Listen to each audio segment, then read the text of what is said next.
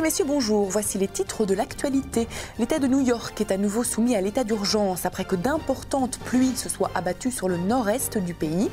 Un nouvel avion de construction soviétique s'est écrasé mercredi soir en Russie. On dénombre 43 morts. Une agence de voyage belge porte plainte contre le site Groupon pour pratiques commerciales douteuses. Et une souris clôt au sol un avion de la compagnie Nepal Airlines. L'équipage a mis en place de nombreux pièges pour récupérer l'animal. Mesdames et messieurs, bonjour. Bienvenue dans l'édition de votre journal. Le président américain Barack Obama a décrété l'état d'urgence pour l'État de New York après les pluies diluviennes qui se sont abattues sur le nord-est des États-Unis, faisant au moins 5 morts. Cette déclaration formelle permet le déblocage de subventions fédérales pour coordonner les efforts dans le but de sauver des vies et protéger la santé publique, a précisé la Maison-Blanche dans un communiqué. Les autorités américaines avaient annoncé plus tôt avoir ordonné l'évacuation de 100 000 personnes menacées par des inondations, tandis qu'au moins 5 personnes ont trouvé la mort en Virginie et en Pennsylvanie. Ces nouvelles intempéries se produisent alors que la région se remet difficilement du passage la semaine dernière de l'ouragan Irene, qui a causé plus de 10 milliards de dollars de dégâts et la mort d'une quarantaine de personnes dans l'est des États-Unis. Mercredi soir, un avion de ligne de type Yakolev s'est écrasé alors qu'il était en phase de décollage. L'accident a eu lieu à côté de l'aéroport de la ville de Yaroslav, à 300 km au nord de Moscou. Cet accident a fait 43 morts, dont une majorité de joueurs de hockey de l'équipe locale. L'appareil est de construction soviétique et a été mis en service en 1980.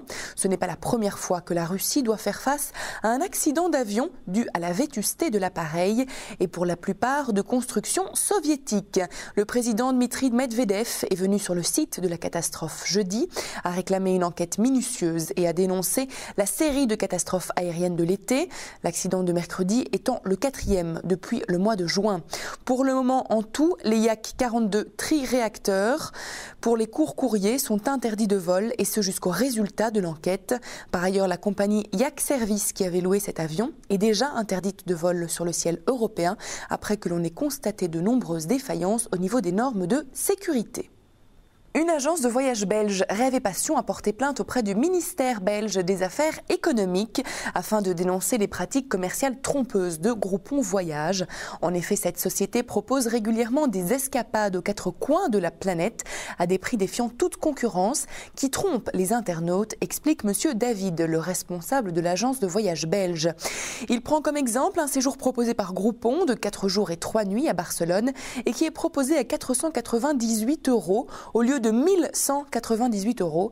Monsieur David explique par là même que Groupon laisse croire qu'il permet une économie de 700 €. Il induit les internautes en erreur. Le prix de départ mentionné serait erroné et bien trop élevé par rapport à ce que les agences proposent comme prix. Le gérant de l'agence déclare même que le prix que lui propose sans ristourne est de 40 € plus élevé que le prix cassé proposé par Groupon. 60 personnes se sont déjà laissées séduire par l'offre du spécialiste des achats groupés.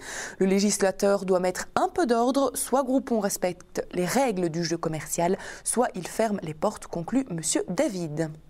Un Boeing 757 de Nepal Airlines est cloué au sol sur l'aéroport de Hong Kong depuis mardi soir en raison de la présence d'une souris dans le cockpit que le personnel peine à attraper, a indiqué mercredi la compagnie.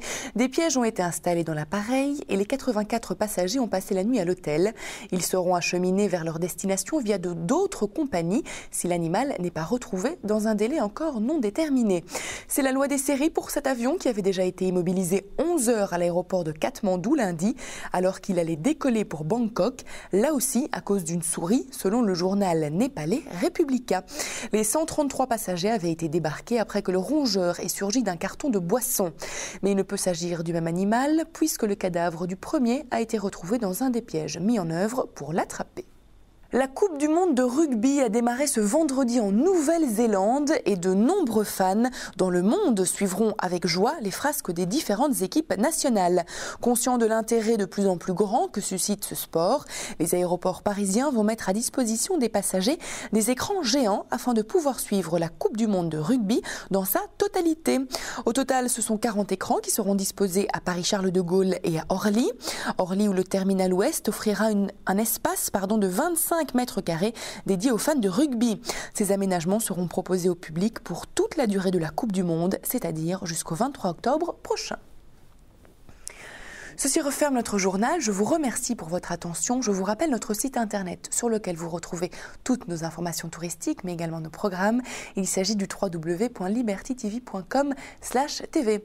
Je vous remercie pour votre fidélité. Je vous souhaite un excellent week-end et vous quitte sur de magnifiques images de Rome. Belle évasion sur Liberty TV.